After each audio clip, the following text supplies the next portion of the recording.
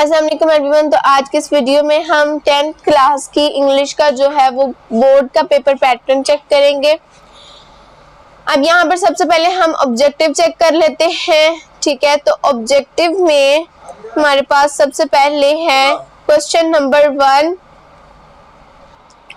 तो ऑब्जेक्टिव में हमारा सबसे पहले जो है वो क्वेश्चन नंबर 1 हमारा ऑब्जेक्टिव का होता है, जिसमें हमारा ए पार्ट है। सबसे पहले choose the correct form of verb and fill up the bubbles. ये हम इंशाल्लाह बहुत जल्द इस पे एक वीडियो जो है वो देखेंगे।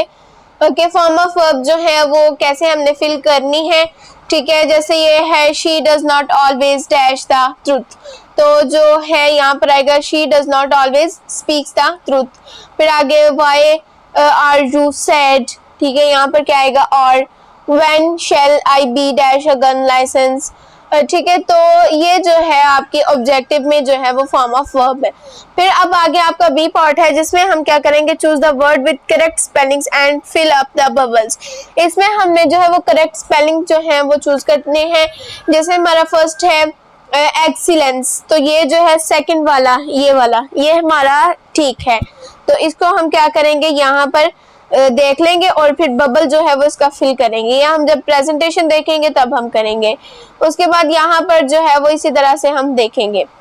उसके बाद आगे आपका जो सी पार्ट है वो है choose the correct option and fill up the bubbles. इसमें जो है वो आपने जो है वो करेक्ट ऑप्शन जो है उसको जो है वो फाइंड आउट करना है।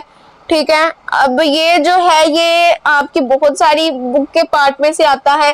ये आपकी जो बुक वर्क होता है, बुक के पीछे रीडिंग के पीछे आपका ग्रामर होती है। ठीक है, उसमें से अक्सर क्वेश्चंस आते हैं, ज्यादातर उसी में से आते हैं।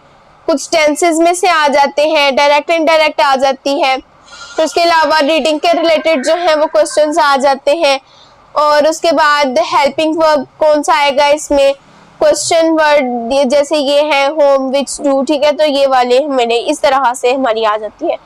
आगे पार्ट टी है choose the correct option according to the grammar. अब ये जो है वो इसमें आपने टोटली जो है वो ये ग्रामर का हिस्सा है। ये जो है ना ये आपकी रीडिंग के रिलेटेड ही आती है मोस्टली। ठीक है, अब ये नीचे अलग से पार्ट है ग्रामर का, Does she always speak the truth? It is a sentence। ठीक है, ये क्या है, इसमें क्वेश्चन पूछा जा रहा है, तो ये कौन सा होगा, इंटरोगेटिव का होगा। Maria fell over the cat, the underlined is। अब ये क्या है, ये जेरेंट फ्रेज भी नहीं है। जेरेंट में जो है वो वर्ब के साथ आईएनजी लगता है। प्रपोजिशनल फ्रेज है ये, क्योंकि ओवर द कैट है। इसमें जो है वो क्या बता रही है, किसी चीज कैट की जो है वो पोजीशन बता रही है कि वो किसके, मारिया जो है वो कैट के ऊपर गिरी है, तो पोजीशन बता रहा है। तो ये क्या है, प्रपोजिशनल फ्रेज है। तो इसी तरह से जो है वो यहाँ पर सेंटेंस पूछे जा सकते हैं। ठीक है, अब उसके बाद जो है वो आगे देखिए सब्जेक्टिव पार्ट की तरफ हम आते हैं। ठीक है, ये हम अगेन जो है वो सारा रिवाइज करेंगे जो ऑब्जेक्टिव है। ठीक है, ये तकरीबन 9th की तरह की ही है ऑब्जेक्टिव। ठीक है, 2 क्वेश्चन इसके चेंज है, एक वो स्पेलिंग वाला, स्पेलिंग आपके चेंज हो जाते हैं, और एक जो बुक के related I think part number C है। ठीक है, अब क्वेश्चन नंबर 2 हमारे पास है answer any 5 of the following questions. इसमें आपको 8 क्वेश्चन दिए जाएंगे। 8 क्वेश्चंस में से आपने 5 क्वेश्चंस जो हैं वो अटेम्प्ट करने हैं। ठीक है, उसके बाद आगे क्वेश्चन नंबर 3 यानी सेक्शन नंबर 2 अगर हम देखें, ये सेक्शन नंबर 2, इसकी आपने ऊपर हेडिंग भी देनी है बाकायदा। ये भी हम प्रेजेंटेशन के साथ ही देखेंगे। अब यहाँ पर जो है वो क्वेश्चन नंबर 3 है हमारे पास, ट्रांसलेट इनटू उर्दू और rewrite into simple English the following paragraph. Simple English जो है वो आपने क्या करना होता है, प्रेजेंट इंडेफिनिट टेंस में हर सेंटेंस को जो है वो चेंज करना होता है। और यहाँ ये उन लोगों के लिए तो जो इंग्लिश मीडियम में होते हैं। आपका जो है वो क्या होगा, आपका अगर उर्दू मीडियम है तो उसमें क्या किया जाएगा कि ट्रांसलेट किया जाएगा उर्दू में। ठीक है, उसके बाद आगे है हमारे पास, इसमें आपके पास चॉइस नहीं है, एक ही आपका जो है वो पैराग्राफ है, 8 मार्क्स का है। उसके बाद आगे क्वेश्चन नंबर 4 है write down the summary of the poem. ठीक है, पहले तो आपके पास थी आई थिंक डैफोडिल्स और स्टॉपिंग बाय वुड्स, लेकिन अभी जो है वो आपके पास ट्राई अगेन है, द रेन है, ठीक है। तो इनकी जो है वो आपके पास समरी लिखनी होती है आपने। इसके राइटर का नाम भी जो है वो यहाँ पर मेंशन होता है, ये आपकी 5 मार्क्स की होती है, लेकिन फिर भी आपने इसमें कोटेशन भी ऐड करनी है अच्छी प्रेजेंटेशन के लिए। और इसमें जो है वो आपने 2.5-3 पेज की तकरीबन लिए लिखनी है समरी, ठीक है। फिर ही आपको अच्छे नंबर मिलेंगे, 4.5 इतने नंबर आपको मिल जाएंगे। वैसे इसमें मार्जिन का 1 नंबर काटा जाता है, अगर आपकी सारी भी ठीक है फिर भी आपको जो है वो 1 नंबर काटेंगे। अब इसमें जो है वो ये क्या है कि समरी में और ये जो आपका है स्टैंजा, इसमें आपकी चॉइस होती है, ठीक है।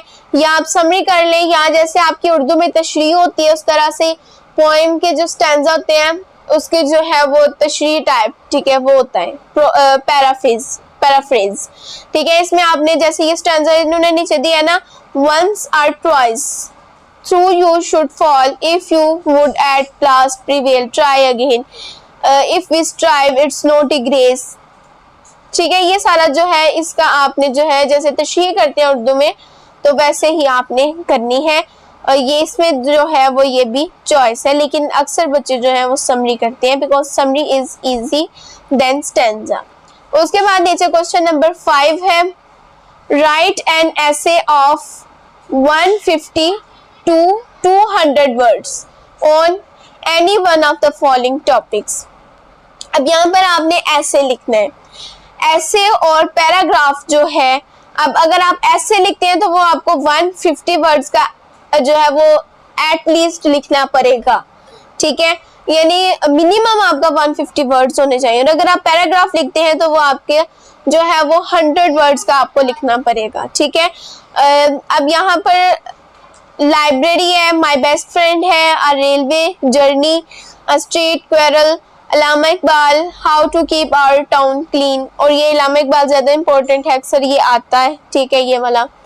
तो इसमें जो है वो आप की मर्जी है, आप जो सा मर्जी कर लें। ये 15 नंबर का होता है और इसमें जो है वो ज्यादा अगर आप अच्छे मार्क्स गेन करना चाहते हैं तो मैं ही अपने चैनल पे जो है वो ऐसे वगैरह जो है ये अपलोड कर रही हूँ, ठीक है। एक आपके पास ऑर्डिनरी स्टूडेंट के लिए मैं अपलोड कर रही हूँ और एक एक्स्ट्रा ऑर्डिनरी के लिए कर रही हूँ। अगर आप थोड़ा करना चाहते हैं तो आप ऑर्डिनरी वाला देखिए, उसमें भी आपको तकरीबन 8 to 9 मार्क्स मिल जाएंगे। अब अगर आप अच्छे वाला करना चाहते हैं तो एक्स्ट्रा ऑर्डिनरी देखिए, उसमें आपको 13, 14, 12, 13 इतने मार्क्स आपको मिल ही जाएंगे।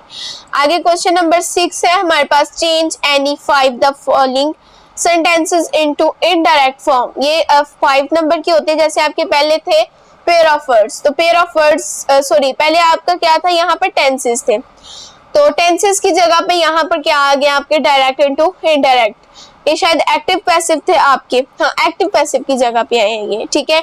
She said to me you are a lazy boy, ठीक है। तो इसको जो है वो आपने डायरेक्ट नरेशन में है, आपने इसको इनडायरेक्ट नरेशन में करना है, ये भी आप जो है वो इधर से ही सीखेंगे। 5 मार्क्स का ये है।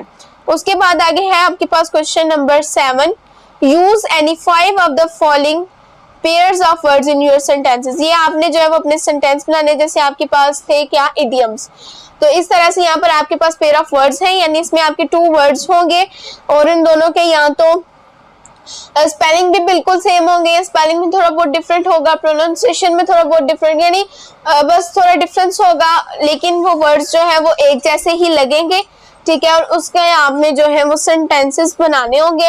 अब यहाँ पर मैं आपको एक और पॉइंट बता दूं, ठीक है, इस वीडियो बनाने का मेन मकसद ही ये है कि आपको अच्छे तरीके से गाइड किया जाए। तो एंगल्स और एंगल्स, डायरी है और डेयरी है, तो यहाँ पर क्या है कि अगर आपको 2 पेयर है ना, इसमें से अगर आपको एक वर्ड का सेंटेंस आता है तो आप एक वर्ड का सेंटेंस अगर लिखेंगे तो आपको 0 मार्क्स मिलेगा। आपने ये जो है ना, देखें ये आपके पास 8 है, 8 में से आपने 5 जो है ये जो है वो अटेम्प्ट करने हैं 5, ठीक है, और 5 अटेम्प्ट करने यानी इन दोनों वर्ड्स का अगर आप सेंटेंस लिखेंगे तो 2 सेंटेंस के आपको 1 नंबर मिलेगा। अगर आप एक लफ्ज का सेंटेंस लिख रहे हैं, एक का नहीं लिख रहे, तो आपको 0 मार्क्स मिलेगा, थिंक यू अंडरस्टैंड इट। ठीक है कि आपने दोनों वर्ड्स जो है इनके सेंटेंसेस लिखने लाजमी है। एक का लिखेंगे तो 0 मार्क्स मिलेंगे, एक भी नहीं मिलेगा। अब उसके बाद आगे क्वेश्चन नंबर 8 है। इसमें आपने translate the following paragraph into English. इसमें आपने क्या करना है कि उर्दू में पैराग्राफ दिया गया है, इसको आपने इंग्लिश में कन्वर्ट करना है।